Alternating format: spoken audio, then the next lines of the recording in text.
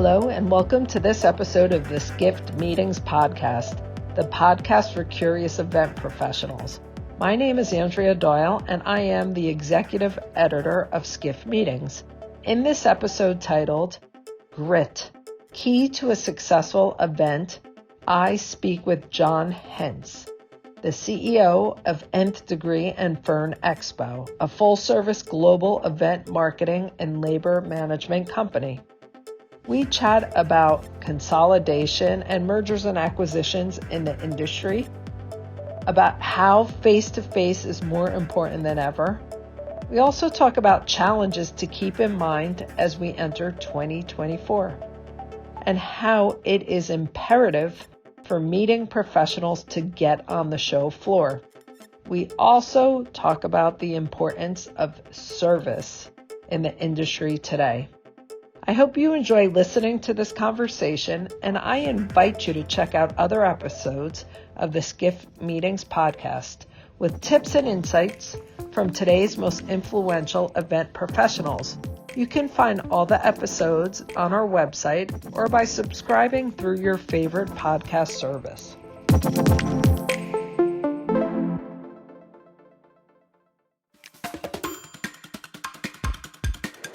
Great. Well, thank you so much for joining us today for the Skift Meetings podcast. So I was hoping we could start out by having you introduce yourself, who you are, and how did you get to be you? Well, John Hense, as I said, CEO for Nth Degree and Fern. So originally a Canadian, so been moving around a lot over the years. I've lived in multiple places across the US, and so I've really, I've been in the industry now with Nth Degree for 6 years, and it's been a fantastic experience. Really, Nth Degree is known as one of the really top quality players in the industry, and it's been a real pleasure working with the organization here. So, been a great 6 years, and originally came from the logistics and technology spaces. So that was where I started my career out, and very originally as a chartered accountant in Canada. Wow. I mean, the events industry is sometimes one that's misunderstood. So I was curious in finding out how you explain to friends and family what you do.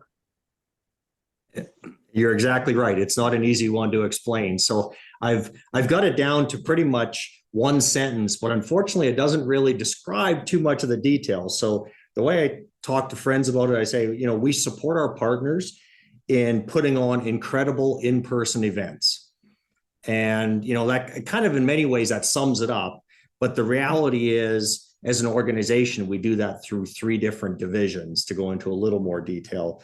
The first one is really the Nth Degree events, which helps plan the whole event, put on all the materials that have to be put together in advance, and really even bringing together speakers, all that sort of thing.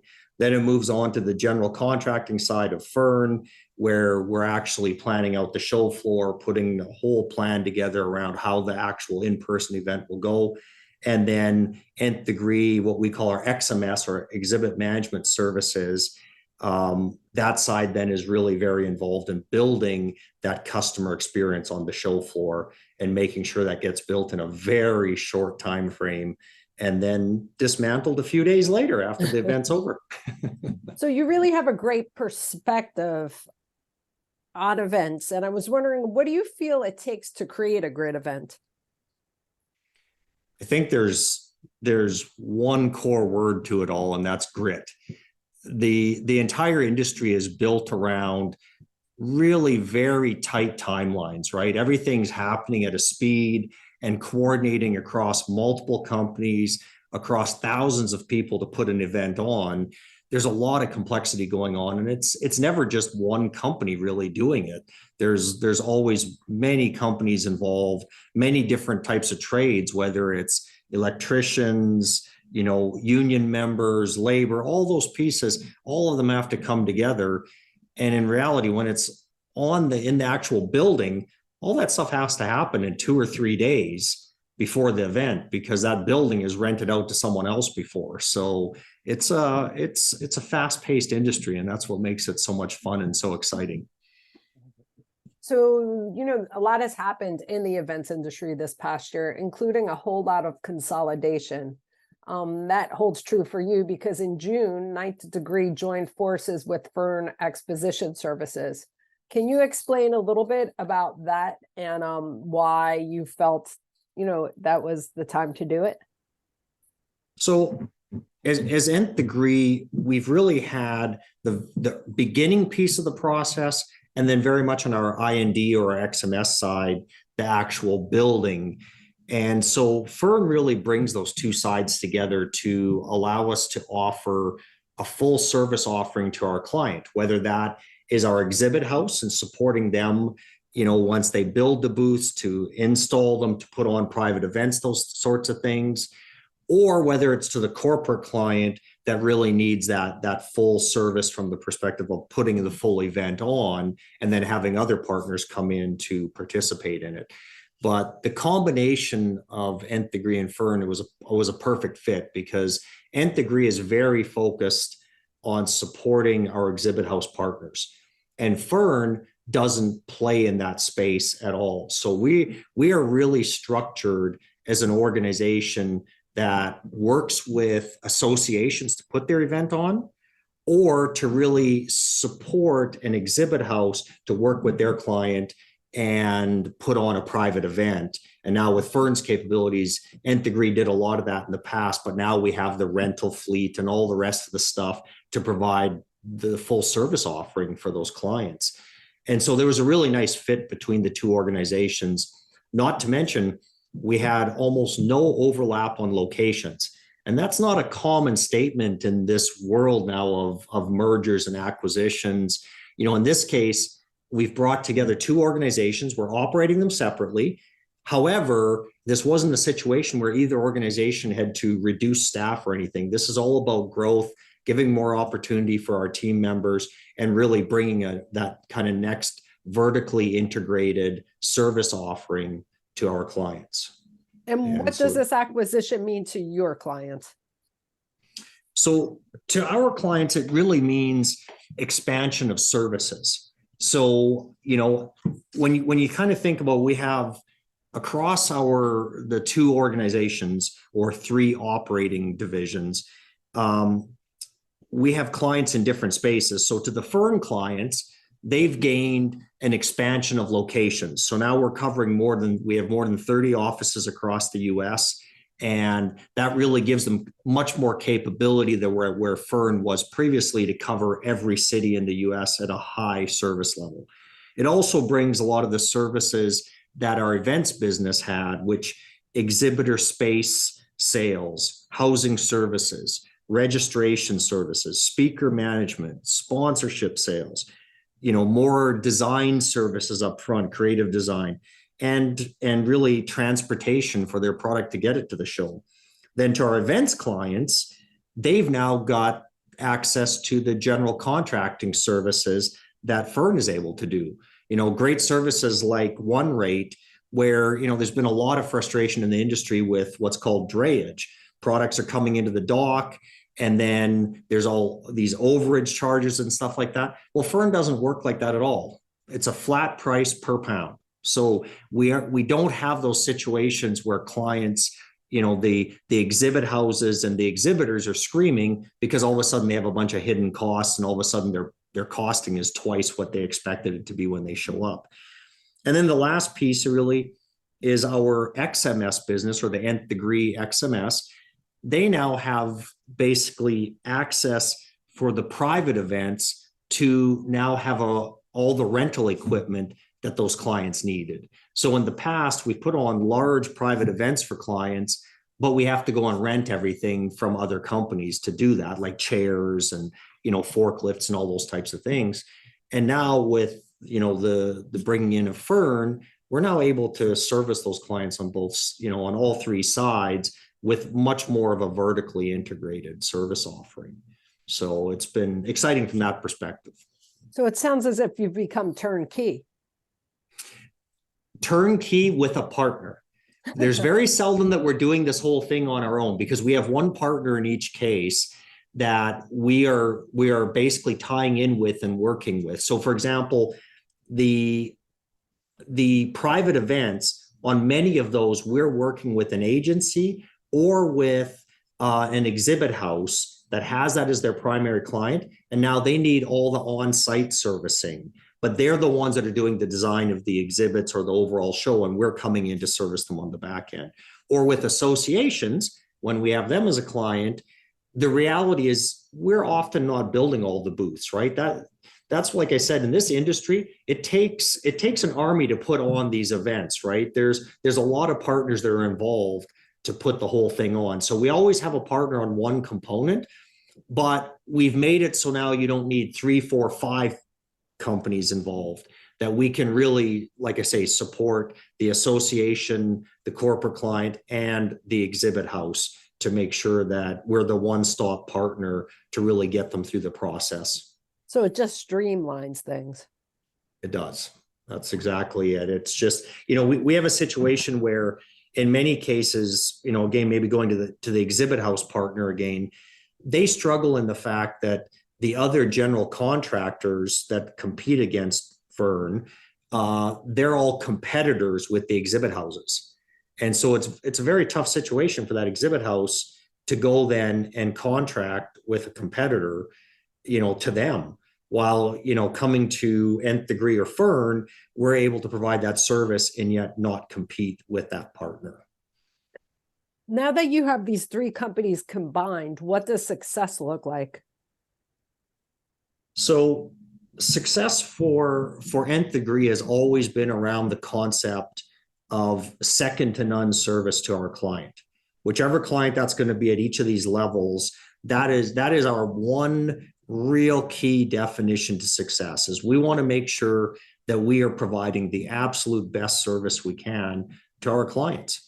And, unfortunately, in a post-COVID world, and I hate using those terms, but that whole term is getting forgotten by a lot of companies out there. When you think about going out for dinner or something these days, it's a 50-50 chance whether you're going to have a good experience or whether even half the food's not going to be available still in some places.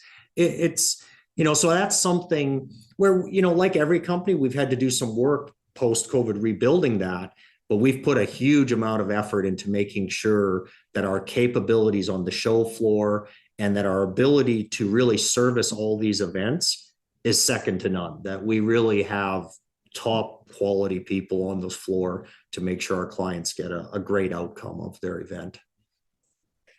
I know you're about to announce that you're expanding your suite of service offerings aimed at the association and the for-profit event planners. Can you explain? So that's very much driven around our events side of the business, has always been focused on the tech industry. So they've really had a suite of services that has been used by, the RSA, Google, Microsoft, these types of companies, and at a very, a very complex and large event structure. So we've worked on those services over the last, 6 months since bringing Fern into the family, to really set it up so that we can leverage those services and bring them to the association so that they can, benefit the Fern customers and give them a greater suite of services in a single stop. So that kind of goes back to, when you think about helping them sell their service. So as an association, their key revenue stream in many cases is really driving those space and sponsorship sales at their events. And so we have a team that is specifically focused on that type of work to bring them a high quality outcome. We have multiple case studies and multiple situations where we've literally doubled the revenue for our clients through space and sponsorship, of bringing in more partners, more people on the show floor, giving them sponsorship, opportunities, those types of things, which then helps them in turn grow their customer base.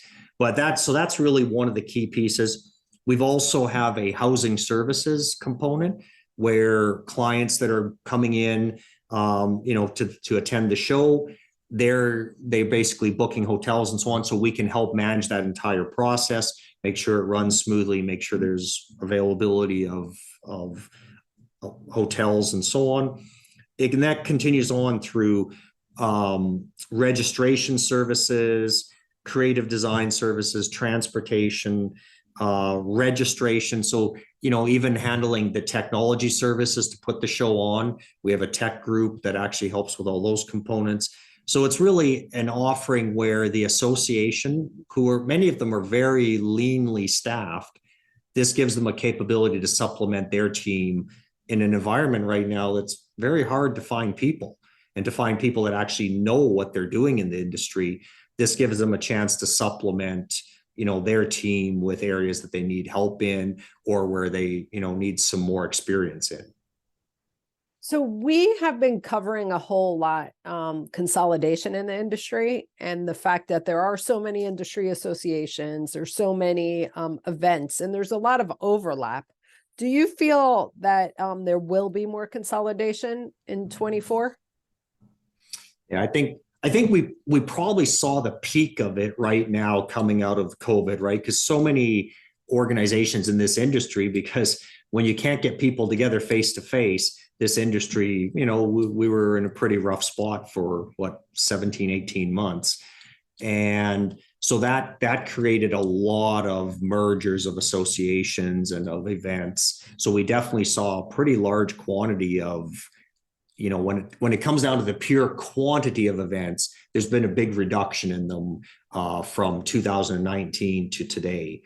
I don't think we're going to see that level of adjustment over the next couple of years, but we're definitely seeing some of them merge together where it makes sense, right? Where some of them have either not recovered as well after that period, or where they just feel there's a really good synergy between a couple of the events.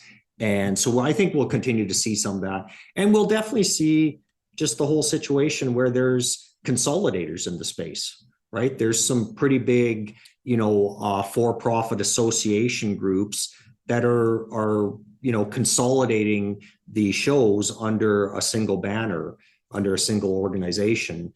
And so that, that's something that actually started well before 2019, but many companies have been successful doing that over the last period. So I think that'll all continue as just part of the overall global economy, where we see consolidations going on really in many industries. What is your long-term vision for your three companies? So we've definitely have a strategy where we're keeping the three separate. As I mentioned earlier, Fern is a separate corporate entity, will operate, as in many ways as its own business. Nth Degree Events and Nth Degree XMS run as their own businesses. And then we share some corporate services, finance, IT, marketing, that sort of thing. So those businesses will continue on their own. And, we will definitely go through and continue to, to bring in opportunities of other businesses that fit with us. So it's part of our structure of how we work. And when we see an opportunity where we can enhance and improve our services to our clients, we definitely pursue those situations. But I think, as I said earlier, really the key to us, we're not open to just buying more organizations. What we're really focused on is that end service to our client. That is what it's all about for us. We want to make sure we bring in services and capabilities into our portfolio that make sense for our client. And, and as long as that holds true, and like I say, those clients we have corporate tech clients, we have associations, and we have exhibit houses. Those are the three clients that we focus in on, and we'll continue to focus in on and make sure that we bring them second to none service.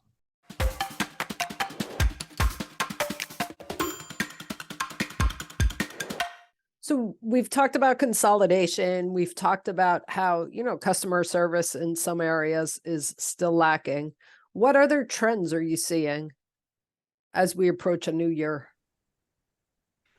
So we've definitely, as we kind of look at how the events have recuperated again, and I hate coming back to this, but from the 2020 and 21 time period, we've definitely seen different verticals come back at different speeds. So the nice thing is we've definitely seen industrials, regional shows. They came back in a fantastic manner. They surpassed 2019 levels quite some time ago already. But then there's other industries, more tech, pharma, healthcare, those types of industries. They've been struggling a little bit to get back to the 2019 attendee volumes and so on. Now, there's other examples to that. One of the shows we put on is RSAC in San Francisco. We actually, on that show, we hit record levels in the 2023 show, which was fantastic. But that has not been maybe true across everything at this point, in those spaces. So I think those are all now getting back to 2019, and hopefully we'll see those expand beyond 2019 levels. I think one of the things that's affecting it so much is we have so many people that are working from home or working in a hybrid environment. These opportunities to get together with, whether it's even coworkers or workers, other people in your industry, these live events, these opportunities to be face to face, I think they've become more and more important. Like it's really a situation where, at RSAC, when I was out there, I couldn't believe, and that was early part of this year, there were people like hugging each other everywhere. It was just, it was amazing. Like, and when you think about 6 months earlier, you were seeing none of that kind of stuff. But so many of these people, their offices weren't back in person yet even. So they were seeing in some cases, even coworkers they hadn't seen in ages. And in other cases, just, industry people that they hadn't seen for multiple years that they were used to getting together with every year. And, it's nice to see those bonds, right? Where people are just happy to be back in person.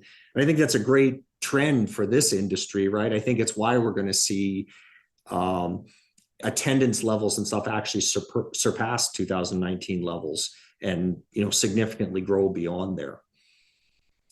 So nothing better than a hugathon. Exactly. On the other side of the spectrum, what are the biggest challenges you feel the industry is currently facing? So, obviously inflation, we've definitely, been facing that in a pretty hard way. Transportation costs have really skyrocketed. And then we've also seen some cities, right? When you think about, in general, the Northeast region, you think about the Bostons, New Yorks, places like that, the cost of putting on shows there has really skyrocketed. It's become a little bit of a problem, which is a little bit sad in those areas because it's shifting more of the conferences away from those areas. But so I think, really just the inflation costs, these issues where expenses have just, and maybe last minute expenses have sometimes skyrocketed on clients. It's something we've focused on, is really making sure through our organizations we don't have those situations. But unfortunately, across the industry, that is not the case in many cases, right? People have some significant surprises. The other thing we're still seeing, while the US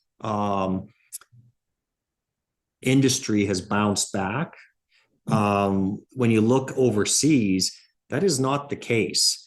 We still see, in Europe, Asia Pacific, we just aren't seeing the same kind of volumes that we saw in 19 in general. A lot of shows have disappeared. A lot of shows have much lower attendance still. And then we're also seeing the amount of international attendees coming into US shows. We're also seeing that is being pretty significantly down from what it used to be. So hopefully that will move forward. And why do you feel international attendance is down? Well, that gets to a complicated one. I'm not that one. I got to say, I don't have the same level of understanding on that one. I do know in the US, right, we're quicker to jump in on some of these things, and the impact overseas, a lot of the regulations around COVID and stuff were a lot more intense and maybe have lasted longer. And so I think that's had a little bit of an impact as to how they kind of have come back post. when I think about like the South and so on, where some of the regulations during COVID were the most open, if we can use that term, those areas have rebounded the quickest, right? People got used to being face to face, and business wasn't set back. But you think about some downtowns right now, you go to the convention centers and they don't always have, a lot of the restaurants around the convention center and stuff are still shut down in some cities and so on. And, that's made a harder time of a comeback. And again, I haven't done a lot of international travel at the moment, in these locations, but I would imagine some of that's still impacting, some of their willingness to have shows again right now and so on. And you mentioned New York and Boston as being particularly expensive. Why is that the case? You take some of those core cities and core union cities, they have a cost structure around them that, and even if you just think about like a New York or Boston, as you said, bringing material into those cities, storage, just all the pieces that go around with it, the union rates, unfortunately, that go with those cities, it just makes them a little bit of a heftier lift, not to mention hotel costs, travel costs all those pieces just come together. And it's why we're seeing, cities like Nashville, where they made investments during COVID on adding hotel space, expanding their convention space. Now Nashville's become expensive. We got a lot of honeymooners and people going there for bachelorette parties and bachelor parties, but those cities that were a little more reasonably priced, we've definitely seen a rebound in those cities quicker than we have in other cities. Some of the more expensive, and unfortunately some of the cities on the West Coast that are, have been impacted post this period, we see a little bit of still not hitting historical numbers there, while more of the Southeast cities and so on are well surpassing their 2019 numbers. If you could change one thing about the event industry, what would that be? Well, I'd probably go back to thinking about how different cities promote trade shows and this whole industry. It would be nice that there was a little bit more equal emphasis on that. Sorry, one second. That there was a little more equal emphasis on the exhibit and trade show industry across the country, because we find at this point now we're getting some concentration in certain cities that we'd love to see spread across the country, right? Because like we just said, the New York, Boston, they're great cities to visit, tons to offer. But if their local and state governments aren't focused on the industry and making sure that it's accessible, then it ends up in a situation where those cities just have less and less conferences. And I'd much prefer that every state and city be focused on that and promoting their conference halls and so on to promote this business. What is your vision for the future of events? So I think when we look at where it's gone, in these last couple of years, I think the concept of it becoming more and more important definitely feels like the direction it's moving right now. We're in a situation where, as we kind of said earlier, the whole focus on work from home, work remote, work, hybrid, it's a great trend for this industry because it really brings people together. And so I think this industry is going to continue to see a boom for multiple years in the future, right? It looks like we're not hopefully in for a recession this coming year. It seems like that, knock on wood. I think even with those situations now, this industry is becoming more and more important and more of a standard, and will be impacted less by those types of things, just just because it's that opportunity to get together, to spend time, face to face with customers and so on, which just honestly has been happening less over the last years. So as workforces are more dispersed, the need to get together is greater, isn't it? Right. That's that nice way to put it. Exactly. I think that this trend, we're definitely seeing it and feeling it. I think the industry has really, just the speed it bounced back at, right, post 2022 or 2021 has been incredible. It's just, so, and I think I don't see that stopping. I see that continuing to build over the next years, and just becoming a more important part of the whole marketing program for many companies. What advice can you offer meeting professionals looking to advance their careers? So I think, and this may come across a little self-serving, but it's not either. So the ability to get, for people in the industry to work with companies like Nth Degree, like Fern, like our competition, it gives you a very broad experience of the industry. It lets you work with many different clients quickly, and to get really a very intense experience where you're really working across such a different client set. We've definitely seen a lot of that, and it's been an exciting time. We've put in some programs where we're really working hard on attracting people from other industries into this industry. And it's been incredible, the reaction we've got. Our recruiting programs have been highly successful. We've brought in a tremendous amount of people into the industry that were in different careers before, and they're loving it, right? And they definitely they figure it out very quickly. Like either that whole thing we talked about at the beginning of the conversation around grit, that intense pressure and the excitement of the events, people figure out very quickly, do they love it? And then they're probably going to be in it for pretty much forever, or do they hate it and they don't want to be on site and under that excitement? For someone that's been in the industry already for a while, the one thing I would recommend, especially for people that maybe have come in, in the last year or two, get onto the show floors. If you're in this events industry, you need to get down to the show floor and experience it while it's being put together, and then also while the actual show is on. I think that would probably be my biggest piece of advice for someone if they haven't been to the show floor.